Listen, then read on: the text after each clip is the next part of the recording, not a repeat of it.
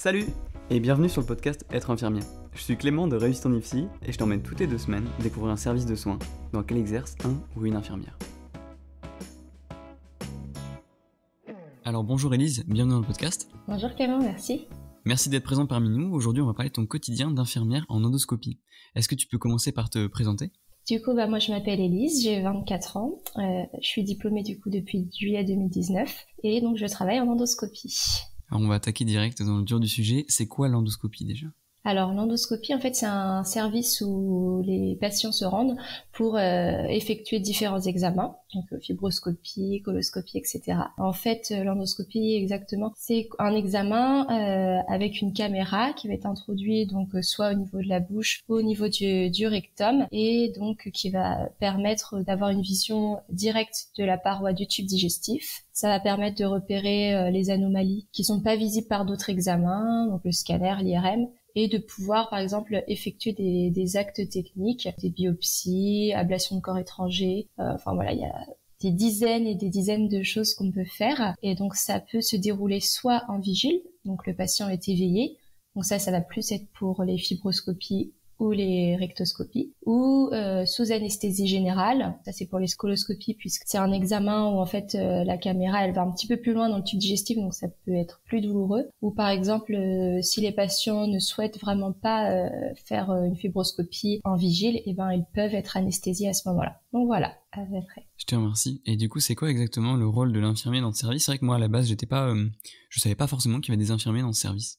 Alors donc le rôle de l'infirmière. Donc par exemple quand on est en endoscopie vigile, puisque moi c'est ce que je fais le plus, ça va être déjà tout le travail de préparation de la salle. Donc installer le matériel, préparer pour toute la journée pour qu'on puisse avoir ce qu'il y a en termes de soins techniques pour faire les biopsies, etc. Une fois que tout est prêt, on va regarder notre programme de la journée.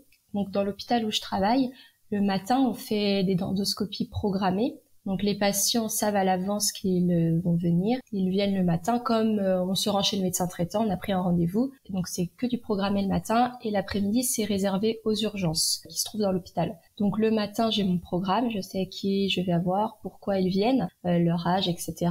Et donc mon premier rôle, ça va être d'installer le patient. Donc j'ai une checklist, je vais vérifier par exemple pour une fibroscopie qu'il est bien à jeun, je vérifie qu'il prend pas de traitement anticoagulant. Pour une rectoscopie, je vais vérifier qu'il ait bien fait son lavement. Donc voilà, une checklist, je vérifie l'identité bien évidemment. Donc ça va être dans le premier temps du soin. Et après, je vais bien lui expliquer l'examen. Là, l'important, ça va être de créer une relation de confiance assez rapide parce que mon patient, je le vois un quart d'heure, 20, 30 minutes grand maximum. Donc, il va falloir que tout de suite, il ait confiance en moi. Ce sont des examens qui sont assez angoissants, notamment la fibroscopie parce qu'on touche à la sphère ORL.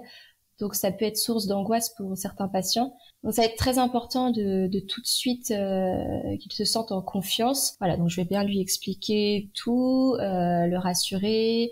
Je lui donne ensuite un gel anesthésiant, donc la xylocaïne, pour que ça soit plus facile pour lui, en même temps que ça lubrifie et que ça anesthésie un petit peu au niveau de la voie orale. Et puis après, donc ça va être accompagner le médecin pendant l'examen. Donc lui, il va faire son soin. Moi, je vais devoir à la fois assurer le relationnel avec le patient, mais en même temps, si le médecin me demande des actes techniques, par exemple réaliser des biopsies, attraper un polype, attraper un corps étranger, je vais devoir du coup assurer les 2 rôles. Et puis à la fin de l'examen, donc je fais le nettoyage rapide de la salle, je raccompagne le patient et je lui donne son compte rendu. Voilà. Donc c'est assez global. On fait plein de choses. T'as attisé un petit peu ma curiosité sur le fait d'attraper des polypes. C'est des gestes que tu peux être amené à réaliser ? Alors oui, en fait, quand lorsqu'on est dans le patient, on va dire, quand on est en train de réaliser l'examen, on peut voir justement, l'objectif c'est de voir en fait ce qui se passe dans le tube digestif, et donc il peut y avoir des ulcères, des polypes, des varices œsophagiennes. On trouve plein de choses dans un tube digestif, et donc nous par exemple le médecin il va nous dire j'aimerais bien analyser ce polype, voir s'il n'y a pas quelque chose de bizarre, si c'est pas cancéreux, etc. Donc on peut par exemple faire des biopsies. Donc le médecin est en train de faire son examen et nous on va aller avec une petite pince directement dans la caméra. Et en fait, on va attraper, par exemple, le polype pour le biopsier. En fait, on fait beaucoup de gestes techniques par la caméra directement, en fait. Donc, c'est vrai que ça diffère énormément de tout ce qu'on peut apprendre à l'école d'infirmière. C'est d'autres soins, mais au final, ça reste de la technique pure et dure, quoi. Comment t'as été amenée, du coup, à rejoindre ce service? Du coup, en fait, tout simplement parce que j'ai fait mon dernier stage de 3e année, donc en endoscopie. Et lorsque j'ai passé mon entretien d'embauche au CHU, il s'avérait qu'il y avait une infirmière, donc, qui était en arrêt dans le service, en arrêt long. Donc, ils m'ont proposé directement de travailler dans le service. Donc voilà, c'est comme ça que je suis rentrée en endoscopie. Puis, c'est vrai, quand on est diplômé, c'est toujours un peu stressant de se lancer dans le monde du travail. Donc d'être dans un service que je connaissais, c'était très rassurant. Donc j'ai tout de suite accepté, ça se passait bien avec l'équipe. Donc c'est pour ça que j'ai atterri là. Mais c'est vrai que c'est un peu par hasard. C'est pas un service, lorsqu'on est étudiant, on se dit tiens, je vais aller là. C'est assez spécifique quand même. Ouais, c'est sûr. Et du coup, tu disais que tu travailles le matin, donc tu disais que le matin, tu avais tout ce qui était programmé, et l'après-midi, tu avais les urgences. Du coup, t'as tes horaires de J, du coup? Donc c'est des horaires de J, donc ça peut être, en fait c'est sur une plage de 8-18, donc on peut faire 8-16, 9-17, etc. En fonction de si on travaille en vigile ou si on va au bloc, c'est différent. Au bloc c'est que du programmé, et en vigile, en effet, on fait voilà, on a le matin et l'après-midi qui sont découpés, mais oui, ce sont que des horaires de J, on ne travaille pas le week-end et les jours fériés. D'accord. Et quand tu travailles du coup par exemple en vigile, t'es seule avec le médecin? Il y a qu'une infirmière dans la salle? Il y a qu'une infirmière dans la salle. Alors on a à peu près 3-4 infirmières donc la journée dans le service. Donc il y en a une qui est sur l'accueil, et puis après on se dispatche. Il y a 2 salles dans l'hôpital où je travaille. Donc en fait on a chacune notre salle. Mais en effet, lorsqu'on est, alors sauf si certains actes qui demandent voilà, la présence de 2 infirmières, ma collègue qui est à l'accueil peut se détacher pour venir, mais dans la grande majorité des cas, on est toute seule avec le médecin, en effet. Au bloc, c'est différent parce qu'il y a plusieurs infirmières, il y a l'anesthésiste, l'infirmier anesthésiste, il y a le médecin, il y a beaucoup plus de monde, mais en vigile, on n'est que 2, en effet. Je rebondis justement sur ce que tu disais, c'est qui les professionnels avec qui t'es amené à travailler du coup dans ton métier? Et du coup, les gastro-entérologues, donc les chefs de service, etc., les chefs. Il y a les internes aussi qui viennent s'exercer sur les endoscopies. Il y a également, donc quand on est au bloc, avec les infirmiers anesthésistes et les anesthésistes, mais globalement ça se limite à ça. Après on fait un petit peu de fibroscopie bronchique, donc on va voir l'intérieur des poumons, mais ça c'est beaucoup plus rare. Donc là on est amené à travailler avec le pneumologue, mais voilà. Après si on travaille un peu avec le centre de recherche, voilà, par exemple pour tout ce qui est maladie chronique, des fois ils font de la recherche, et donc l'institut de recherche vient avec nous pendant les examens. Donc là c'est quand même pas mal d'infirmières également. Mais voilà, on a un nombre de professionnels quand même assez limité, mais voilà, on voit quand même un peu de monde. On n'est pas enfermé dans notre salle tout seul. Alors du coup, Élise, est-ce que tu pourrais me donner un petit peu les pathologies prévalentes que vous voyez en endoscopie? Donc il y a énormément de pathologies, puisque il y a toutes les pathologies du système digestif. Donc ça peut être des patients qui viennent pour des douleurs, des gènes à la déglutition. Il y a beaucoup de pathologies chroniques comme les rectocolites hémorragiques, la maladie de Crohn, des cancers également. Et puis on va avoir donc dans le système digestif plutôt haut, beaucoup d'hémorragies, des varices œsophagiennes chez les patients du coup au H chronique. On a aussi par exemple malheureusement des fois des tentatives de suicide avec ingestion par exemple d'eau de javel, du Destop, etc. Donc pour aller voir l'état de l'œsophage, de l'estomac, etc. après l'ingestion de produits. Voilà, beaucoup d'ulcères. Il peut y avoir tout simplement des hémorroïdes. On a aussi des occlusions, pas mal d'occlusions alors des patients par exemple qui n'arrivent plus à manger. En fait, on va se rendre compte que il y a soit un rétrécissement ou un aliment qui est coincé, quelque chose qui n'est pas passé, un médicament parfois, ou aussi également des occlusions par voie basse, des occlusions du côlon.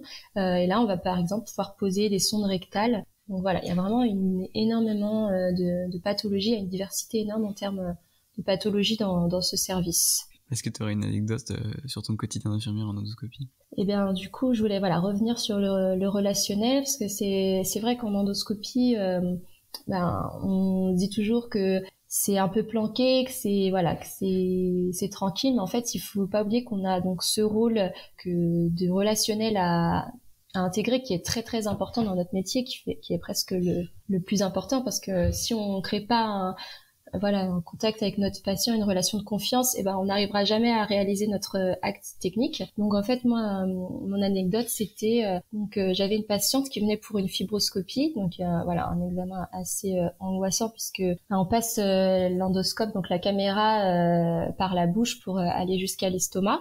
Donc voilà, ça peut être très angoissant et au début la patiente n'était pas trop d'accord pour le faire, mais elle n'avait pas vraiment le choix parce qu'elle pouvait pas être anesthésiée de façon générale. Donc j'ai pris le temps vraiment pendant peut-être un quart d'heure pour lui expliquer tout ce qu'on pouvait faire. Par exemple, en endoscopie, on utilise aussi beaucoup le méopa, donc un gaz pour détendre voilà les patients. Donc je lui explique tout ce qu'on peut faire, que ça va bien se passer, que c'est pas agréable. On joue aussi beaucoup sur les mots en endoscopie, toujours des mots agréables au lieu de désagréables, voilà pour donner une connotation positive. Donc je lui explique vraiment et la patiente se détend, elle me dit OK. Je lui dis qu'on va faire un petit peu d'hypnose pendant le soin pour que ça se passe mieux et je l'installe tranquillement, j'éteins la lumière et là le médecin qui arrive et qui claque la porte. Bon, alors c'est un examen qui va être horrible, c'est vraiment pas terrible mais bon, on va y aller, il y a pas le choix quoi. Et là, je vois la patiente qui se décompose, quoi. Et donc, toute la relation qu'on venait de nouer pendant un quart d'heure, 20 minutes, et ben là, en 2 secondes, c'était détruit, quoi. Donc, c'est pour ça que je voulais parler de ça, parce que c'est vrai que c'est tellement important, le relationnel dans notre métier, que là, tout était parti en vrille en à peine 2 secondes, quoi. Je repense à ce que tu viens de dire. C'est vrai que est-ce que je suis curieux que tu me dises, est-ce que vous avez beaucoup de patients qui arrivent, quand vous êtes en vigile, en tout cas, quand les patients sont éveillés, est-ce qu'il y a je pense que la plupart des patients doivent être assez angoissés, quoi. Énormément de patients sont angoissés, c'est normal. Un peu plus en fibroscopie, puisque je disais, on touche aux voies ORL. En rectoscopie, c'est un petit peu moins parce que, voilà, on passe par, du coup, la voie rectale. Donc, c'est plus l'appréhension face à l'intimité, etc. Surtout, chez des jeunes filles. C'est vrai que des fois, quand c'est un médecin homme qui veut nous faire la rectoscopie, les jeunes filles étaient parfois, voilà, c'était plus l'intimité. Par contre, ouais, au niveau de la fibroscopie, on a la bouche ouverte avec donc un ouvre-bouche. On a un tube de 1 mètre qui rentre par notre orifice buccal. Donc, c'est assez angoissant parce qu'on a l'impression que on va pas pouvoir respirer, etc. C'est vrai que c'est des examens assez invasifs, donc ça peut, voilà, c'est pas toujours rassurant, surtout qu'on vient souvent pour des pathologies, on a beaucoup d'hémorragie digestive, des choses qui sont déjà angoissantes de base, pour des pathologies déjà assez angoissantes. Donc rajouter l'examen derrière, des fois ça le fait pas, et on est obligé de passer par anesthésie générale. Je peux pas dire que 100% des fibroscopies sont réussies, mais dans la majorité des cas, s'il y a une bonne relation de confiance, on arrive tout à fait à réaliser l'examen dans des conditions plutôt adéquates. Tu parlais d'hypnose justement, et je t'ai entendu parler aussi d'hypnose conversationnelle. Mmh. Est-ce que vous êtes formé à ça du coup ?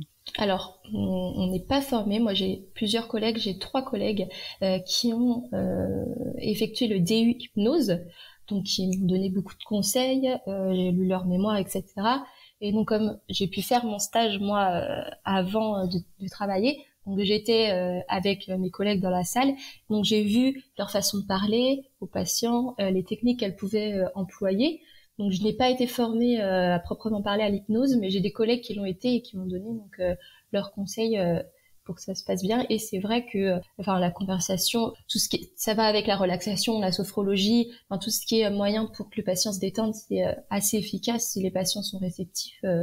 Il y a des patients, ils se sont dit que ça le ferait pas et ça le fera pas. Mais quand les patients ont envie quand même d'essayer, c'est vraiment très efficace, ouais. J'en profite pour rebondir un petit peu sur ça pour les auditeurs. C'est vrai que moi j'en ai profité pour faire mon mémoire sur l'hypnose conversationnelle, qui diffère un petit peu de l'hypnose en général. C'est vrai que quand on parle d'hypnose, on a l'impression que c'est quelque chose de magique, voilà. Ouais. L'hypnose conversationnelle, c'est quoi ? C'est simplement employer les bons mots pour rassurer les patients. J'en profite juste pour faire l'aparté parce que c'est important. Au lieu de dire je vais piquer quand on s'apprête à faire poser une perfusion, ça peut être n'importe où, pas que au bloc, de dire je vais y aller. Par exemple, ça va faire mal de dire ça peut vous déranger. Voilà, c'est plein de petites choses comme ça qui font que faites attention quand vous vous exprimez vis-à-vis des patients parce que rien que la façon dont vous vous exprimez peut vraiment changer la prise en charge. C'est exactement ça. Nous, c'était beaucoup, au lieu de dire l'examen est douloureux, voilà, c'est pas toujours très agréable. Eux, ils ont le mot agréable qui leur reste en tête. Voilà, c'est exactement ça. C'est employer les bons mots. Et au début, c'est un exercice et puis à force, c'est naturel en fait. C'est quoi qui fait que t'apprécies ton travail aujourd'hui? Ce que j'aime beaucoup, on va toujours revenir sur le relationnel. En fait, donc là, c'est pas comme un service conventionnel où on a 10-15 patients à gérer en même temps et parfois c'est difficile. Là, certes, on n'a pas de suivi du patient, on le voit pas très longtemps, mais on a une relation très forte parce qu'elle est courte et comme je disais, on doit le rassurer assez rapidement. Donc ça me plaît énormément de voir qu'un examen a pu être réussi parce que on a su instaurer une relation de confiance, c'est important. Et puis voilà, tous les soins, il y a énormément de techniques également, voilà, tout ce qu'on peut faire, ligaturer les varices œsophagiennes, par exemple scléroser les ulcères, enlever des corps étrangers, on voit tous les jours des choses différentes quoi. Un jour on a beaucoup d'ulcères, mais voilà, un jour on peut avoir ça, le lendemain on a un monsieur qui a une cacahuète qui est pas passée, on va aller la chercher. Enfin voilà, c'est tous les jours différents parce que le tube digestif au final c'est tellement énorme, il peut se passer plein de choses à l'intérieur. Donc, on a tous les jours des soins techniques différents et j'ai des collègues qui sont là depuis 4, 5, 6 ans et qui apprennent encore des choses aujourd'hui, qui voient encore des nouvelles pathologies. Et puis, les techniques évoluent également énormément, que ce soit au niveau de l'endoscope, donc de la caméra, ou des matériels pour faire les examens. Donc, c'est intéressant aussi de voir l'évolution de la technique aussi au fur et à mesure du temps et des années. On va se mettre dans la peau d'un futur étudiant. Qui s'apprête à arriver en endoscopie ou même un infirmier qui s'apprête à prendre son premier poste. Est-ce que tu as des conseils à leur donner pour se préparer et pour mieux appréhender l'endoscopie? Alors, en endoscopie, moi je conseille donc de revoir vraiment le tube digestif de la bouche au rectum, c'est hyper important parce que du coup quand le patient aura la caméra, donc nous on voit sur un écran, donc c'est important de pouvoir savoir se repérer. Donc le médecin va bien sûr dire là on est dans l'estomac, etc. Mais quand on sait où sont placés les organes, etc., c'est plus facile. On va revoir toutes les pathologies également qui sont présentes en gastro pour avoir une vision globale. Tout ce qui est onco aussi, c'est assez présent, donc tous les cancers du tube digestif, etc. Parce qu'on va aussi repérer des tumeurs en endoscopie également. Et puis moi ce que je peux dire aux étudiants infirmiers qui sont en stage dans d'autres services, c'est d'aller voir des examens. En fait, quand on est dans son service, souvent on y reste, mais des fois quand on entend tiens là le patient il va se faire poser une chambre implantable, il va à la radio, il va à l'IRM, au scanner, etc., en fibroscopie, d'aller voir les examens parce que justement après quand on aura à prendre en charge des patients, on pourra leur expliquer plus facilement. Parce que c'est vrai que quand on est infirmier avec notre patient, il nous dit là je vais aller pour cet examen, je suis super stressée, comment ça va se passer? Et que nous on n'a jamais vu, c'est plus difficile d'expliquer. Donc c'est vrai que ça c'est un conseil que je pourrais donner, d'aller voir un maximum de choses, un maximum d'examens, pour pouvoir savoir comment ça se passe. Déjà pour sa culture personnelle, savoir comment ça se passe, et puis pouvoir expliquer aux patients par la suite à quoi ils vont avoir affaire. C'est vrai que c'est un point sur lequel on n'est jamais revenu sur le podcast. Et j'en profite pour faire une petite aparté. Soyez acteur de votre formation. C'est super important. Les études vont vite. Et c'est d'ailleurs un des points d'origine de la création de ce podcast. C'est pour vous permettre d'aller voir d'autres services que vous n'avez pas l'occasion d'aller voir. Mais vraiment essayer d'être acteur. Que ça peut aller vraiment du fait de... Parfois, on n'ose pas quand on est étudiant. Moi, le premier, quand j'étais étudiant, de foncer, de demander au cadre, de demander au tuteur d'aller voir cet examen, Parce qu'une fois qu'on est infirmier, on peut plus. Alors, tout dépend des services. Mais quand on va être... Moi, par exemple, aux urgences, je peux pas aller voir les examens avec les patients. On est dans le jus, on est à fond. Donc, profitez de ces études pour aller voir plein de choses, pour découvrir plein de choses. Et petit aparté, tout dépend de votre école, mais n'hésitez pas, quand je dis à être acteur de votre formation, à vraiment aller chercher vous-même parfois les stages, parce que parfois, c'est vrai que les IFSI vont vous imposer des stages qui vous conviennent pas forcément. Alors, faut passer partout, on le sait. Mais surtout en fin d'études, si vous avez envie de découvrir des choses différentes et que c'est pas ce qu'on vous propose, essayez d'aller vraiment chercher les stages, de démarcher, parce que c'est très court les études, on voit pas beaucoup de choses et c'est l'occasion vraiment de découvrir et de trouver votre voie. Je te remercie Élise pour cet épisode. Merci. C'était super intéressant. Ouais. Et je te souhaite une très bonne journée. Bonne journée à toi. Au revoir. Si t'es encore là, c'est probablement que le podcast t'a plu. Alors n'hésite pas, quelle que soit la plateforme sur laquelle tu m'écoutes, à t'abonner, à laisser un commentaire. Ça m'aidera à le faire connaître et à aider le plus de personnes possible. Et sinon, je te dis à la prochaine.